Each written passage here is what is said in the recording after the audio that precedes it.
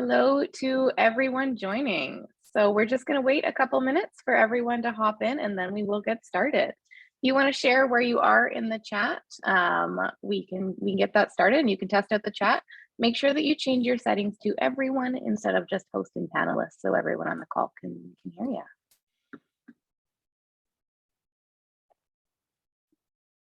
Hello, everyone. Good to see lots of people rolling in this morning. We're just waiting a minute or so before we get started. Someone from Miami. Oh, Annette, you're from I'm in Miami too. Oh, damn. Miami representing. Right. Mexico City. Waiting for my Colombia. Canadians. Where are my Canadians at? Tila, this is bad news, man. No more Canadians, just Where the two are of Canadians us. representing?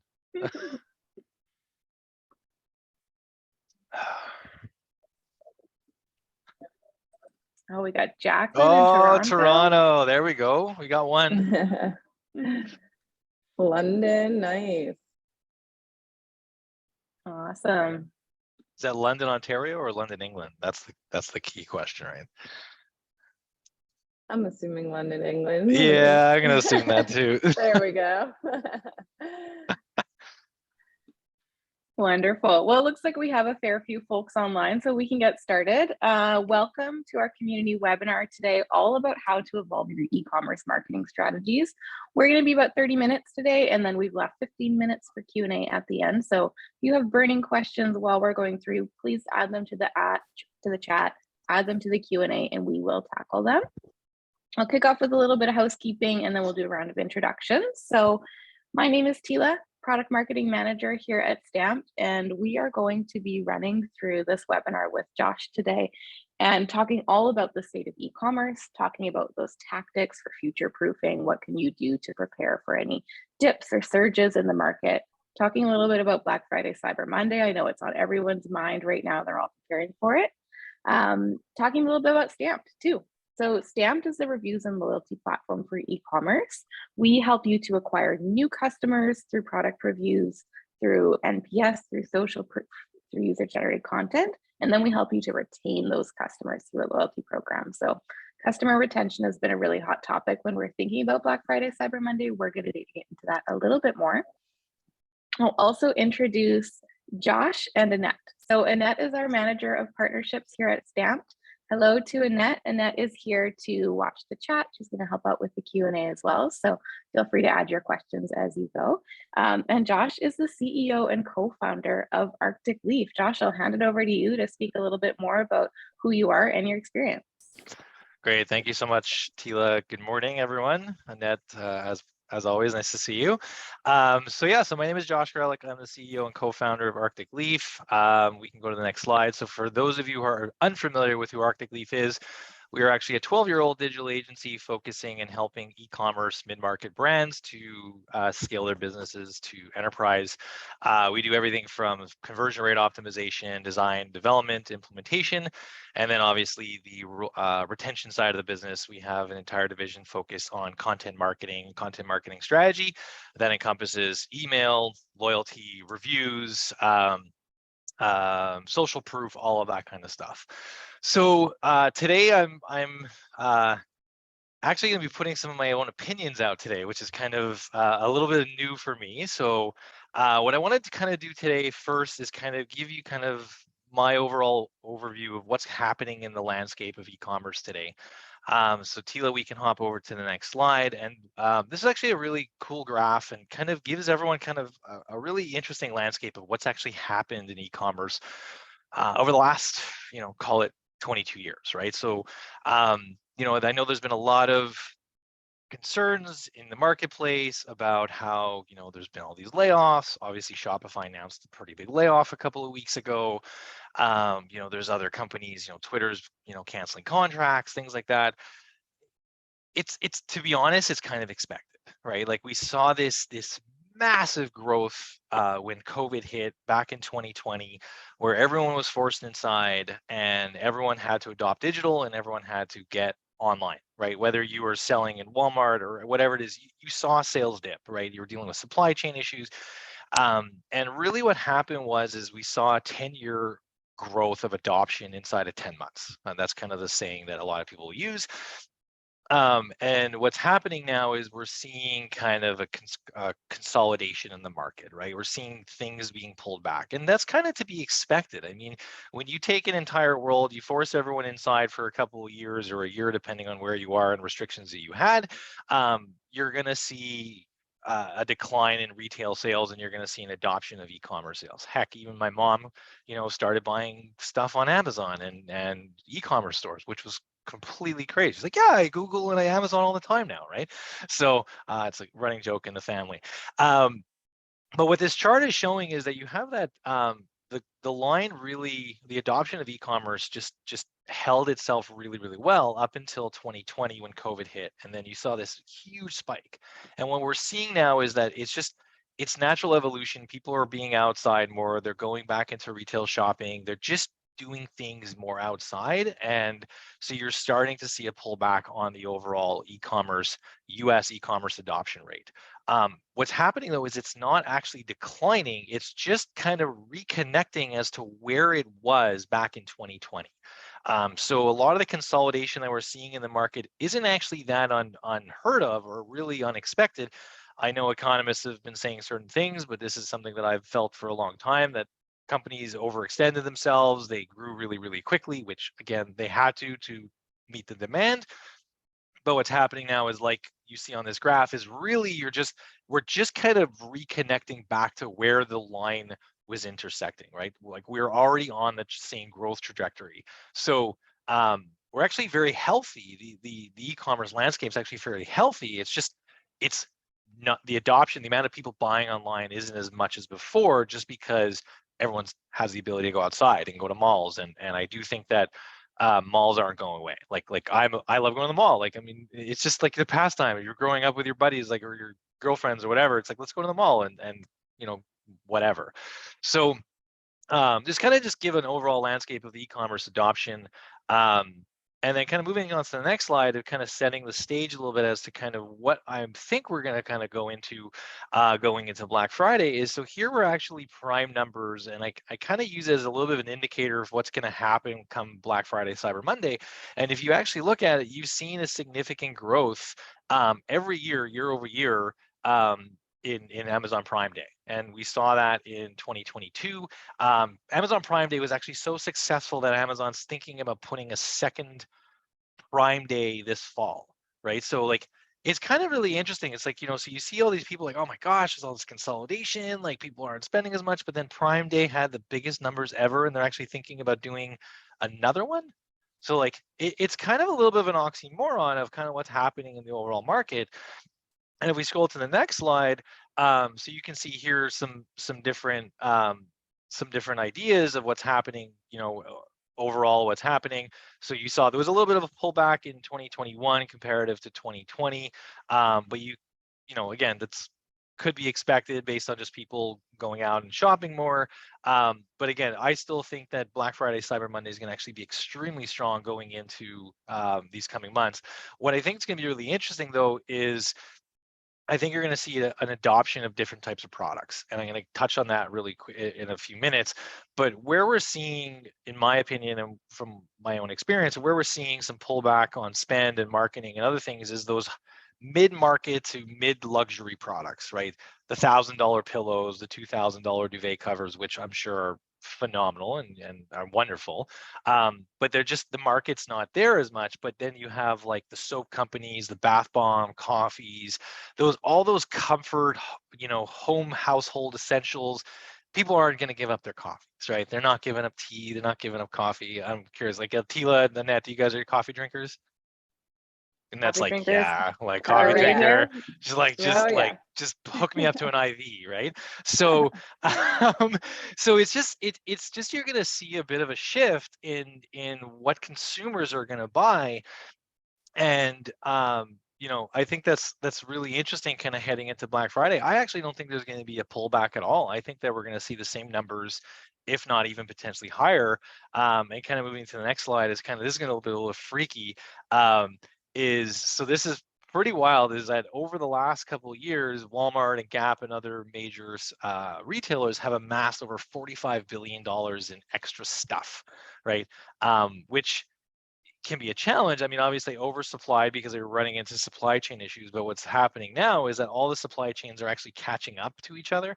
So what's going to happen is all these items are going to now go into this kind of liquidation state. They're going to be put on, discount deals, all of that kind of stuff.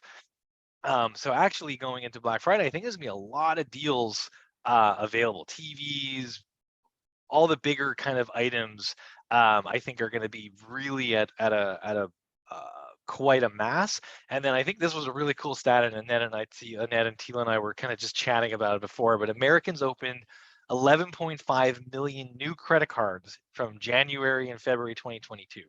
That's a 31% increase comparative to last year. So that says two things. One is that Americans like to spend money, and they don't necessarily care so much about that. But I think that if you just kind of see the indicators, right, between how much products are available, the stocking stuffer purchases, the luxury versus economy brands, I think you're just going to start seeing a lot more of these smaller purchases as we move in to Black Friday, Cyber Monday. And then I also there's some really interesting statistics just out of Canada, is that Canadians are actually sitting on the most savings they've ever had in the history of Canada. So well, yes, inflation is obviously a factor. I think that people do not like to do what is they're told to do, in a sense, right? So it's oh, it's hyperinflation, right? Oh, everything's costing more money. They're going to say, screw it.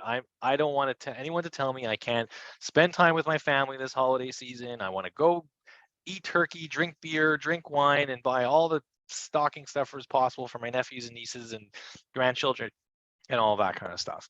And I think that's realistically what's going to be happening going into Black Friday. So I think that this consolidation that we've seen in the market is expected, or has been expected, and it's really just kind of reconnecting to where the economic growth has been, dating back to 2019, 2020.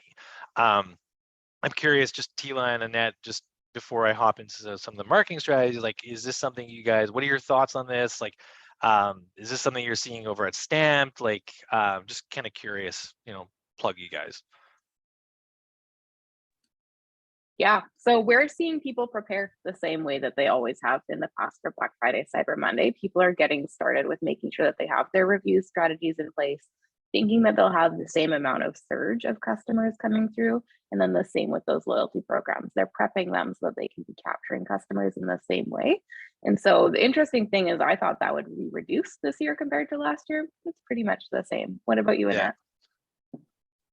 Yeah, no, absolutely. I mean, I think now even more than ever, arguably, Black Friday, Cyber Monday is in, in the future, in the planning, even right now, for all companies, whether you're a brand, whether you're, a technology company, whether you're an agency, everyone's starting to prepare for that right now. And I think this Black Friday, Cyber Monday is going to be incredible. It used to be just Black Friday, Cyber Monday, but we actually had a webinar, what was that, a week or two ago, actually with my brother's agency, and they were mentioning, now it's Black November. It is. It's a whole month, essentially. Yeah. So I think that speaks to how successful Black Friday, Cyber Monday has been. It speaks to how excited every single party involved is, and I don't think this one coming up will be any different. Yeah. I think it's just, first of all, I think it's wild that it's August 16th and we're thinking of Black Friday, Cyber Monday, which is nuts. I don't feel like we really had much of a summer. It just kind of blew by. But yeah, it's pretty interesting to kind of see what's happening in the overall landscape. I think this whole idea of this discount bargain deals that are going to be kind of coming up, I think you're gonna have to keep your eyes out, but there's gonna be a lot of opportunities this coming holiday season. So just that was kind of the quick overview of kind of the landscape as I see it today. Economic trends, again, yes, consolidation, it was expected.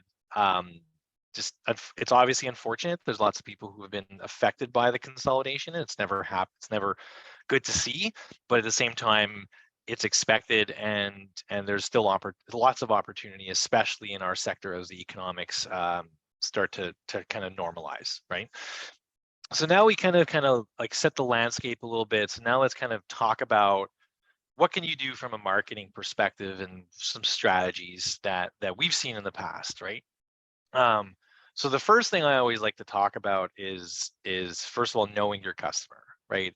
Are you selling to the right audience? And this is something we see a lot, especially within our own agency. Someone comes to us and says, "Hey, I want to engage with, retention marketing," and then we hop in there, and their segmentations are all over the place. They're sending to everyone. They're not using first-party data. They're not using any form of personalization. So it's just kind of this spray and pray approach, right? Like just kind of like spray and pray approach. So they're just trying to get to everyone. And so I think that's really the first thing, is distilling it down to understanding who your customers, who's your ICP, right? Identifying your core audience and your core individual. And if you do that, selling to them becomes easier, right? And what better way to do that than you have someone like Stamped, obviously, who can obviously help with the personalization and retention. Then the other thing that we've also seen is using real world experiences, right? Like, people want to know who is using your product. It's the FOMO experience, fear of missing out. It's unfortunate that this is the world we live in today, where you're like, okay, did Kim Kardashian use X, Y, and Z or whatever it is? It's like, no, like, do you like wearing a pink shirt? I like wearing pink shirts. Like, you just do it, right? So it's just, but as you're kind of getting into your marketing strategies, we've tested straight product photography comparative to lifestyle product photography, and we've actually seen a difference in conversion using lifestyle product photography. Now, caveat: if you are going to use lifestyle product photography, knowing who your core audience obviously makes a really important factor, right? Versus, like, imagine you go to a brand and on the main website you have older individuals, right? 55, 60, 70-year-olds using the product. And then all of a sudden you get an abandoned cart email, and you have a lifestyle product photography of someone in their mid-20s. Like, that kind of is off, right? You can understand why. Like, it's like, okay, I go to the website, I think it's a product designed for a little bit older generation, but then I'm getting targeted with email retention, but it's just confusing, right? So again, understand who your audience is, build your use customer stories and feedback, and then obviously using lifestyle photography. This one is an interesting one, and I have to be careful with what I say with this one. Sustainable e-commerce. Obviously, sustainability is a big hot topic in the world today, and it should be. I think it's important to obviously do things to save our planet and the environment and all of that kind of stuff. That being said, I think the word sustainable is becoming a buzzword, especially in the e-commerce ecosystem. Yes, use compostable packaging, other things, but now I'm still having a hard time, to be completely honest with you. Like, can't curse. What, like, is sustainable e-commerce, right? Like, are you doing something different? Yes, there are some companies out there, like there's a phone case company that you can literally buy, and it's made from fully compostable products, things like that. Those are great, right? But then there's other companies that just are putting the word sustainable on their e-commerce landing page or something like that, and it's kind of like, okay, what does that actually mean, right? That's it, Pella. That's right. Thank you. Canadian company too, by the way. So Also from Kelowna, where I live. It is. Yep. That's right. Also from Kelowna. That's right. Yeah, that's a buddy of mine is actually one of their investors, and they've been doing really, really well, and they've done a nice job in what is sustainable e-commerce, right? When we were putting this session together, I think Tila and now we talked about, like, okay, does sustainable commerce mean, like, well, we're only shipping Monday, Wednesday, Friday, right? Like, that could be interesting, right? Depending on, but you have to combat that with people wanting to get their goods right away, right? So and I think it's all about the messaging, right? And then that kind of ties into kind of that social impact score. I did a podcast with my buddy Ben over at Shopping Gives, and they do a lot of cool stuff with social impact. And again, this is just really about individuals aligning themselves with companies that are doing something cool to give back, right?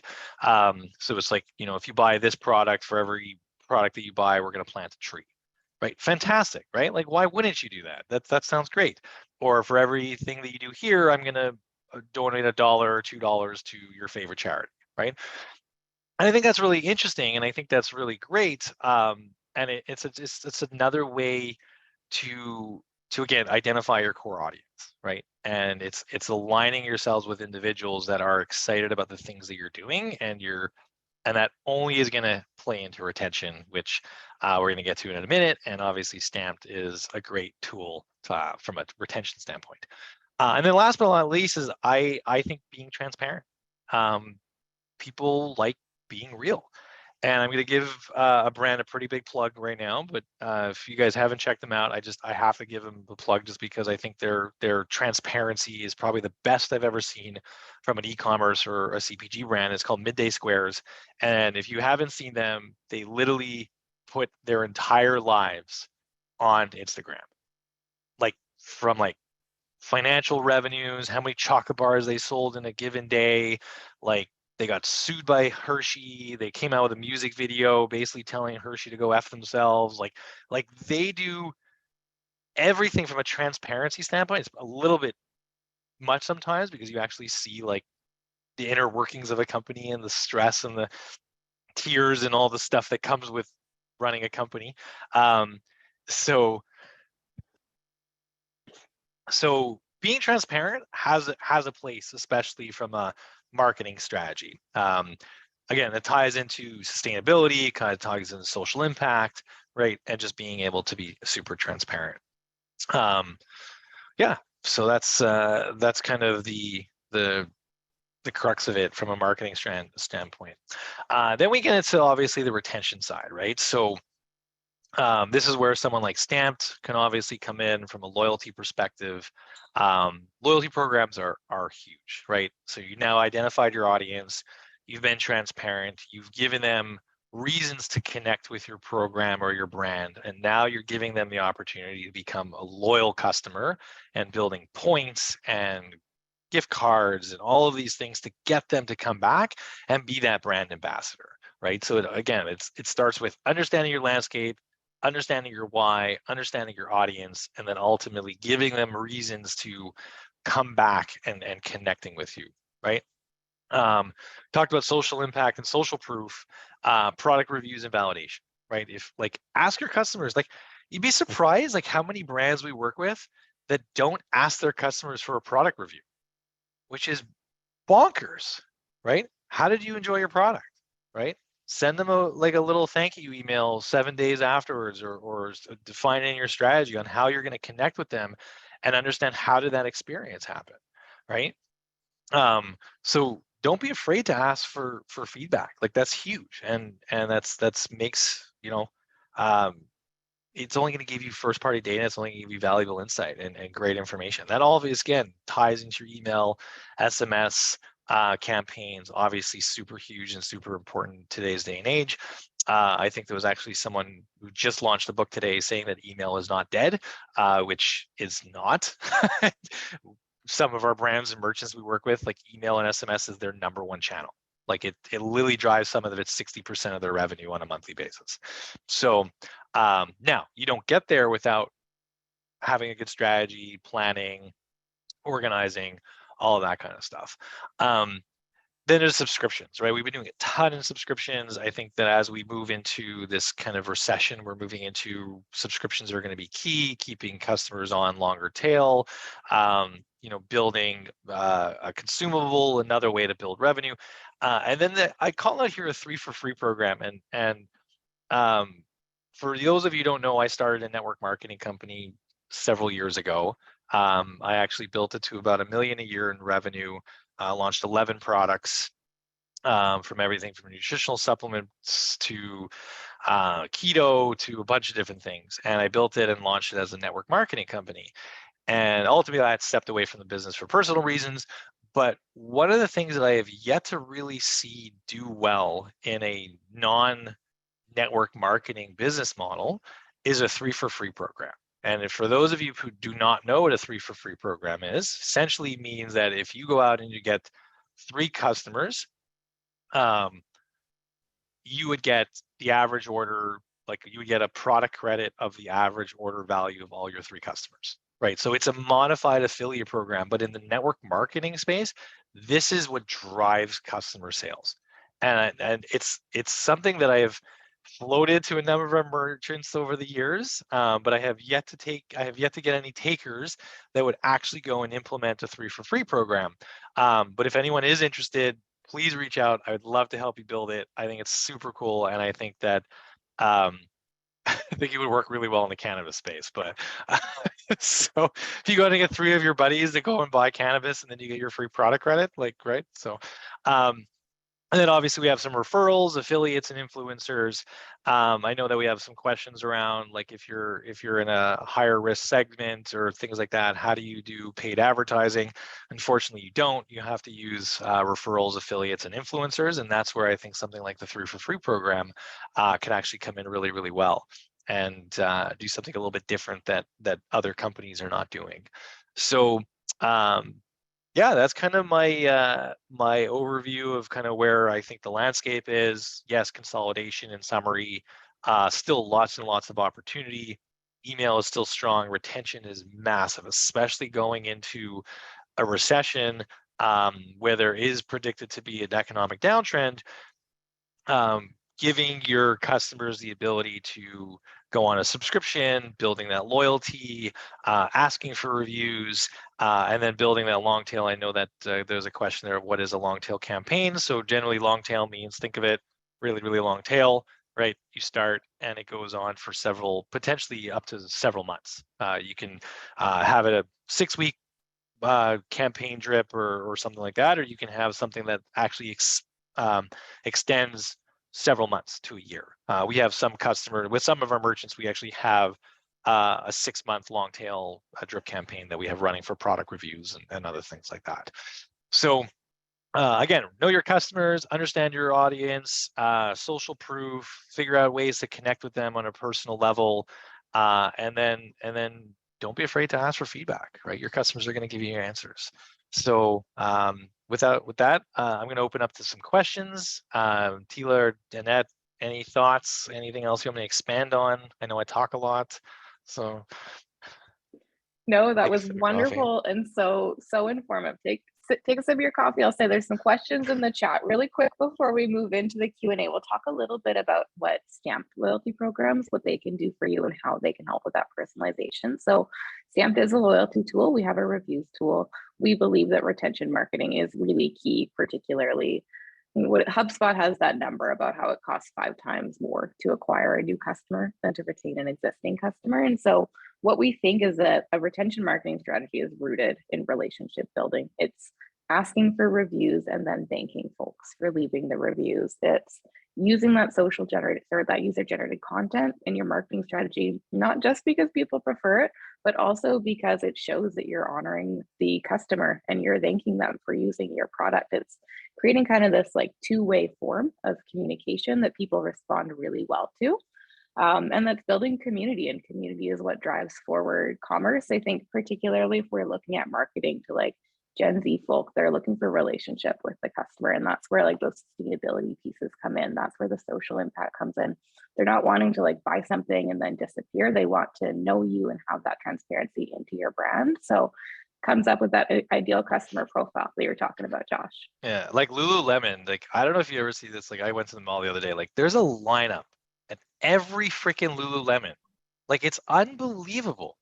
And like there's a lineup at the door. I mean, you're not walking out of there without spending at least a couple $100 at a minimum, right? Like and they know their audience. Like I mean, it's unreal what they've been able to do, right? Like, and there's other brands like you talk about social proof and other things like the give back campaigns. Like it's just they really are, like I think you hit the nail on the head. It's like that, especially Gen Z individuals are looking for ways to connect with the brand. They're They don't need to hop around and buy from 20 different companies. They find a a facial cleanser or like bath bomb or whatever it is, they're sticking to it, right? Like Lush. Lush is another great example of just like a, a brand that's done really, really, really well. They know their audience really, really, really well, and their product's phenomenal. So I loved everything you said, Tila. Like hit the nail on the head. Relationships matter. It's about partnerships, connectivity, building community. And if you look at those brands that have been able to do that, they're generally fairly successful. So. Yeah, there's like sometimes almost this fear or apprehension to narrow in and get really specific on who we're selling to, but that's actually where you start to hit your sweet spot and scale out and find more of those people. Yeah.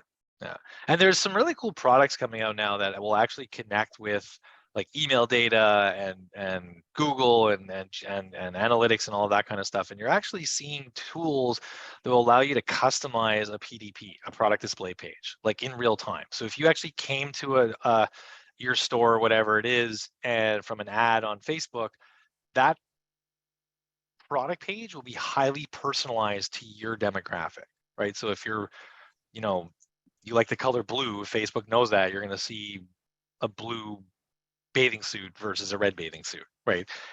So it's getting really, really personalized, which is really cool. Obviously, the challenge is with iOS 14 and all that kind of stuff, but there are definitely ways that you can do that, and using something like Stamp to build retention is going to only make your life a lot easier. So yeah. Yeah. Annette, what about yourself? Do you have anything to add on here? Yeah, I mean, I think our tools like reviews and loyalty, of course, help with retention, but likewise, it also helps bring in that new customer as well. If you're incentivizing your existing customers to leave reviews and in turn receive points, which means they're going to be a repeat customer. Now, when a new customer comes along your page and they see all these incredible reviews, maybe not all of them are incredible, there's good, there's bad, whatever. Now that's building trust in this new customer to say, you know what, I'm going to try this product. And then it's just a cycle of, the retention of existing customers also help generate new customers who then become, repeat customers as well. So it's just a cycle of using the two together. And that's what I think is so powerful with, what Stamped offers, which a lot of, other providers don't. They either provide, just reviews or just loyalty, but being able to combine the two to incentivize the other, I think, makes that cycle come full circle. So it's really, really powerful. You don't have to go out paying people to give user generated content and things like that. You can just use the group of people that you already have who already like your products. Yeah. And just I want to say something, because I think that what's really interesting, we all get on these webinars, we talk about all these like ideas and they're super high level. This stuff is hard, right? Like just because we get on the calls here in these webinars and we talk about personalization and merchandising and use Stamped and use this, like it's hard. Like there's a lot that goes into this stuff, and there's these pillars between lead gen and on-site experience and retention, and like every single one of them has its own sets of its own challenges.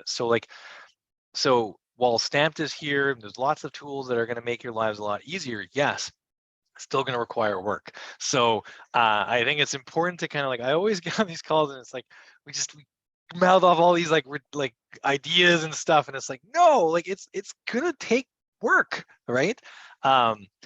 So yeah, that's a great point, Josh. Because especially with loyalty programs, we make it easy for you to set up and all of that, but you can't just set it up and leave it. Like you need to really put a lot of work and effort, especially when you're initially implementing that loyalty program, to make sure that you're using all the features we offer and really making sure that your loyalty program is all encompassing. And so that's where I think a lot of people fall short. It's like, okay, well now I'm paying for a loyalty program. Why is this not working? Or why am I not seeing the results? One, you need to make sure that you're fully implementing it to the best of its ability, or using all the features available to you. You're connecting the branding to your brand, making it seem like it's an extension of your brand. but then from there, it doesn't stop there, right? Like you Yeah, have it's not a to, set it and forget it. It's about exactly. optimizing. It's It's like all about optimizing. it's like ads. It's like email. You define a strategy. You try one thing. Does that work? No. Okay, let's see what did work based on the analytics and metrics and KPIs. Okay, let's try this thing. When I was doing social gaming in my past career, like we would change an ad from blue to yellow, and all of a sudden, like our cost per acquisition just dropped, and we saw a massive CTR. Right? It was something as simple as changing a color. Yeah. Right? So don't be afraid. And I know it's just because yellow, you have the yellow drive. You're yellow. Um, but it's like don't be afraid to try different things, right? And again, asking your customers, like, Stamp's a great way from a retention standpoint to like ask for information. And loyalty's huge, right? Like, just because you set up a loyalty program, and going back to the network marketing thing, just because like the 3 for free and stuff, like we were changing our compensation structure all the time based on psychology, based on how the field or the individuals were perceiving things, right? It's hard, and it gets harder as you get more granular. It's actually going to get harder, right? Because now, like, once you make an optimization, you can actually see a pretty big jump in metrics pretty quickly. But then all of a sudden, um, it just be, and then you make another change, doesn't mean you're going to see that same jump in metrics, right? Because you're getting Exactly. more optimized, it becomes harder. Yeah. So just something to kind of think of. So No, yeah, thank you for bringing that up. I think that you made a really great point there, because it can be discouraging at times too, because we're in this world where everyone wants immediate results. We want it now, we want it here, yeah, we don't want to wait. Like, and so especially when it comes to building like a loyalty program, for example, like that takes time. Think about, I'm huge on loyalty programs, like in my personal life. So like, but I think about all the times that it takes me to actually make use of the points that I'm getting. Like, that takes maybe years oh my God, to I do. And still it's like, haven't used my stars at Starbucks, and I've been going into them for like God knows how long. And it's like, oh, do you want to use stars? exactly. And it's like, how does that work exactly? You know? Right. Yes. So it's just like, on the flip side, like brands need to understand it is a process for them too, just like it is for their customers. And so once they understand that, then you can really, start getting a lot out of it. We also had a webinar with one of our merchants who raves about, his loyalty program that he implemented. And one small thing that he added was just every time they send an email, at the bottom they have a little thing talking about, I don't remember exactly what it was, but something related to their loyalty program, whether it was their points balance or whatever. And it's like, he saw, I think, almost a 300% increase on use of loyalty once he started implementing things like that. And so it's just like, how can we constantly remind you, like, we do have this loyalty program, take advantage, it helps you out, and then in turn it helps the brand too, with just stickiness of the brand. The more engaged your customers are, the better your brand is, the more sticky it becomes, and the more your customers are telling other people about your brand. So Yeah. you mentioned Lululemon. They have an entire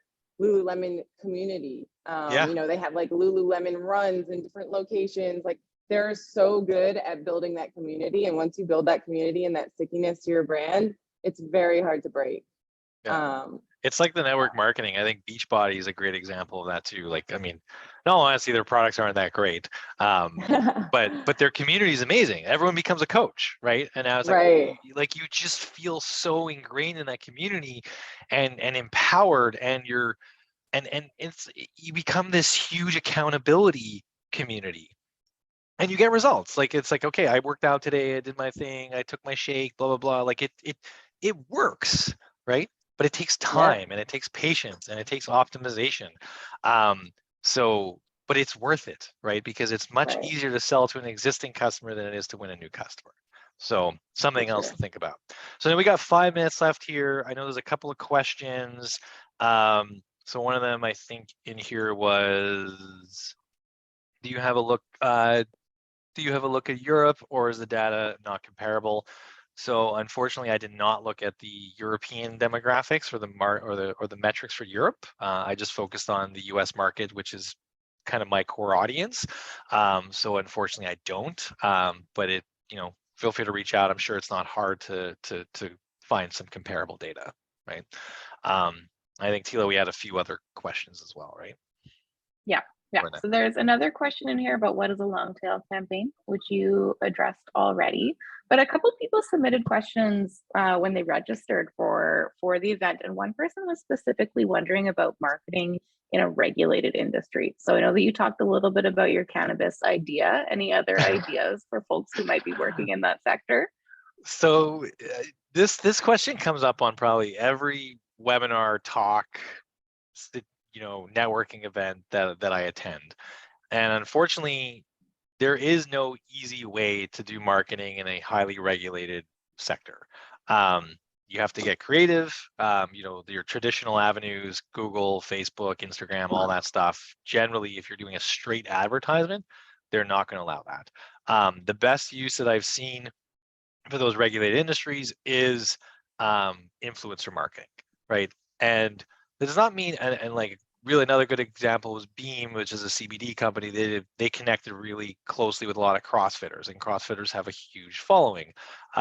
So they kind of went that route. Doesn't mean that you have to go that route, but there's a lot of smaller influencers out there that are just looking to get some additional product. They'll do a shout out, build a strategy, try different things, right?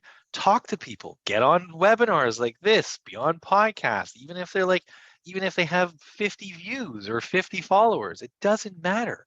Your job is to build a product market fit for your product, and it's your job to do everything you can to get it out there. And there's tons of avenues between podcasting, blogging, guest posts, radio shows. I mean, there's so influencer marketing. TikTok has crazy reach. I mean, Annette, your brother's agency focuses like I think half their business is like TikTok or advertising right now. And it's massive. And the metrics and the reach that you have is so vast, right? So for people to come to me and say, well, I can't buy traditional advertising, it's like, who cares? Like buddy mine years ago ran Ambassador. We talked about this when we were putting the webinar together. It's like my buddy John Kay, who ran grasshopper.com's, he was the ambassador of Buzz many years ago. He sent 1,000 chocolate covered grasshoppers to every media outlet in the United States, or tons of reporters, whatever it was. And he got more publicity you could possibly imagine because his idea was so outrageous, right? So that doesn't mean you have to go and buy advertising on Facebook or Google. Like, think outside the box, do something different, do something, a street marketing, right? Like, just go around, like, here in Ottawa, we have Byward Market on a Saturday. Just go out and hand people flyers, right? Who cares? Yeah. Right? I also love niche, right? If you can find that niche, like, you're golden, right? So, Right. well, yes, it's obviously regulation and you can't get to the masses. There are lots of other ways that you can still market something in a regulated industry. And it's gonna get easier. So Awesome. A slightly related question. How do you scale a cross-border e-commerce business that is often hit with custom issues and returns? It's a big question. So there's a couple of ways. So there's a number of brands that they'll just not ship internationally. Like they just make that choice. And again, know your audience, pick an audience. I'm also a big believer that like, unless you can manage your own backyard, you have no business in trying to take care of your neighbor's backyard also, right? So I think that that's one avenue. And in today's age too, we have, if you're a large enough brand and you're looking to scale internationally, there are 3PL channels, right? Like you can easily ship larger bulk into Canada or internationally and house that in a warehouse and have a 3PL handle your fulfillment for you. Yes, it may cost a little bit more money to get going, but at the same time, you also have to recognize that yes, when you're opening a new market, it's probably going to cost you a bunch of money, right? It's funny like how many conversations I have with business folks, and it's like, man, well, that's going to cost a lot of money. Of course, it's going to cost money to open a new market. Like, it doesn't just like snap your fingers and it happens, right? When we started Arctic Leaf and 2.5 years ago, we created the retention and email team. Like there's a significant investment to get that foundation going, right? Same idea as shipping internationally. So unfortunately, there's no easy way to do that. Again, being transparent, right? If you want to ship internationally, say, yeah, it's going to be more money, or offer incentives, or do a flat rate shipping fee. You know, we all know, like, you can tie in, you get real-time shipping options right now. You can know exactly what it's going to cost, give the customer transparency and information, and let them decide. And if they don't want to ship it, fine, no problem. But at least you've given them the information that they can make that educated decision, right? Glossy is a really good example of a brand like that, where they chose which markets that they were going to sell into based on shipping. And then they built that hype up globally. And then ultimately they've been like, they now have a distribution agreement with Sephora. So they use that as their leverage to get into a really big reseller. Yeah, that's a great, right? Exactly. Finding a niche market. Hush Puppies did this years ago. Like it took like the book The Tipping Point, if you haven't read it, but not Gladwell. The first example is like they used there's a bunch of teenagers wearing Hush Puppies in like Queens, New York, and it just like, or Williamsburg, and that's how it started to build a trend, right? And then ultimately now they have international distribution. So yeah, it all starts with understanding your audience and like, what is your strategy, where do you want to grow, and then making those decisions. Plan your year, right? So we have a question here: what KPIs do you look at for email campaigns? So open rate, right? How many people are actually opening, engaging your email? CTR, click-through rate, right? How many people are actually clicking on something in your ad? And then the other one, or in the email, and then the other one we look at is revenue per recipient. So how much money you're actually making per individual that is getting your email. So yeah, obviously revenue is an important piece, but.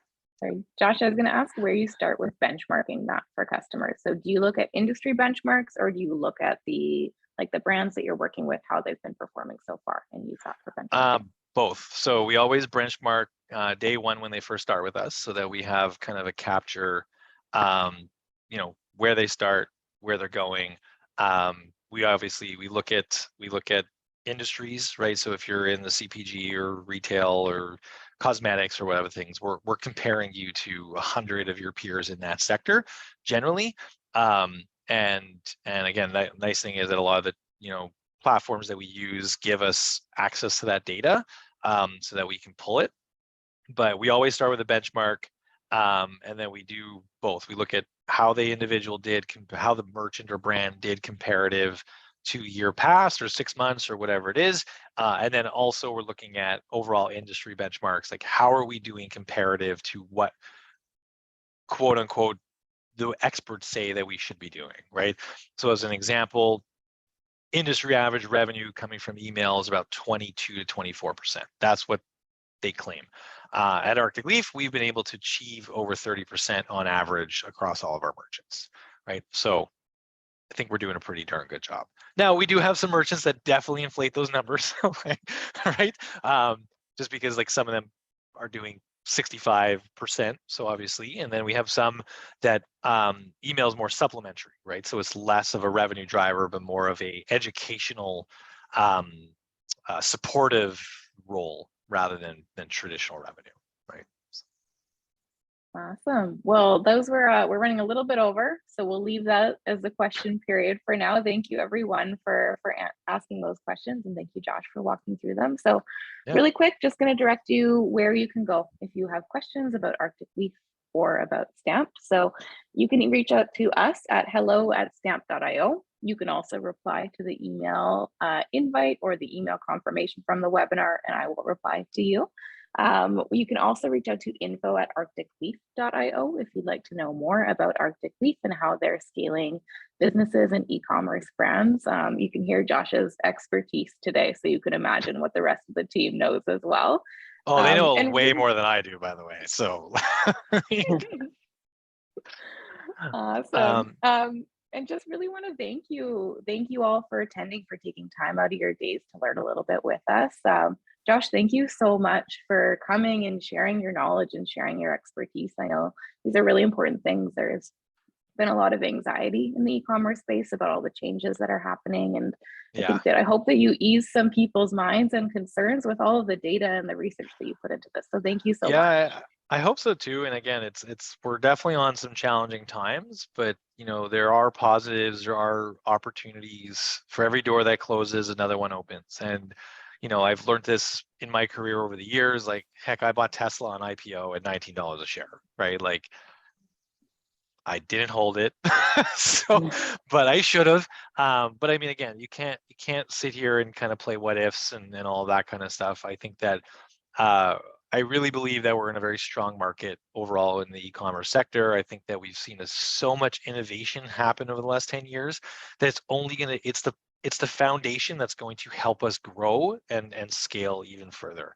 So I agree with you, Tila and Annette. Like, hopefully some of this data gave you some guidance on what's going on in the landscape. You know, happy to connect. Also, please feel free to reach out to me on LinkedIn. My only request is don't try to sell me something on day one.